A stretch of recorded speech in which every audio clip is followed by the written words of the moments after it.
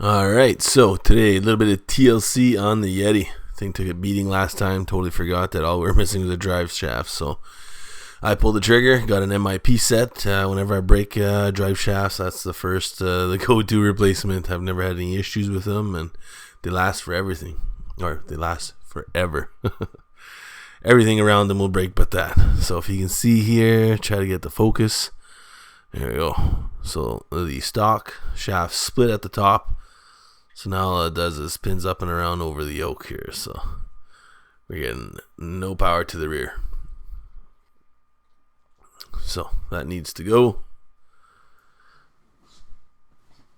Alright, so that's a quick removal. 2 grub screws and we're done. So we'll be back with that. And first off, we're going to start with building the drive shafts, or the drive shaft, only the one to the rear. So we'll throw that together. Those are splined, and get all our hardware out. So here we're going to have a hub, the centerpiece, and a drive pin, I guess, it's going to sit through and through. And our grub that we're getting some thread lock on there is what's going to hold everything together. So there's our hub. We'll throw in our centerpiece. Try to turn that so you can see the daylight through it. It makes it a little bit easier when you try to drop in the drive pin. So that is always really hard to get on camera for you guys to see, but as you've seen, a little bit of daylight there. We're good. You gotta throw it in and drop the pin. You should be greasing that. I find it's easier to work with when it's dry. I add the grease in afterwards. So there, once you have that drive pin in, you're gonna flip it around until you see the flat spot. Throw in the grub, and that end is done. So we're gonna do the same on the opposite side. We got it all lined up, and drop our pin through. And I just use the X-Acto to get the flat spot on that pin out. Now the thread lock, the grub screw, assembly is done. So maintenance on this, as long as you keep greasing it, you should be good. I'm not gonna lie, I grease mine probably once when I built it, and after that, whatever water gets on there is probably the only moisture it gets. But they've held up fine. So we've removed it. Or we removed the stock axle. You can see down there, that's the yoke coming out of the trans. You can access that from the top.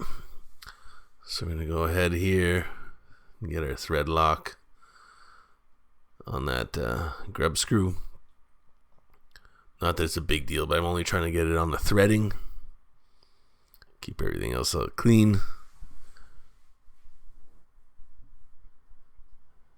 And now, not get enough on there, so we're using the screw to apply it on there. Okay, so enough thread lock for my content. Trying to see here, usually one side is threaded and the other one is not, so I'm going to put the threaded side up so we can get at it here. Just slide that over the output shaft. And this, I know I'm going to block it with my hand, but ultimately, you've seen what it is. You just got to drop that grub screw in, lock her down, and as always, when you think you're there, give it a little bit more. Okay, if we can get that a focus, you'll be able to see. So we're locked in there. That's not going nowhere. And now for the opposite side.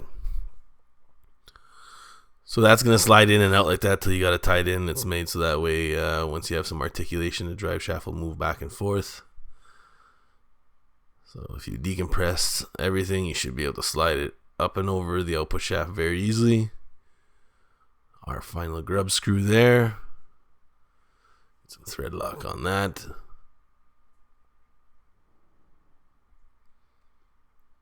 And tying it all in.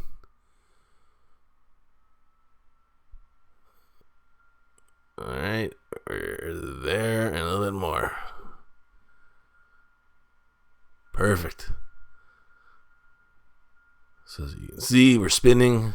Should mention the rear is locked, the front is open, so that's why only one of those wheels is turning. But yeah, everything is working fine. The Yeti will live to bash another day.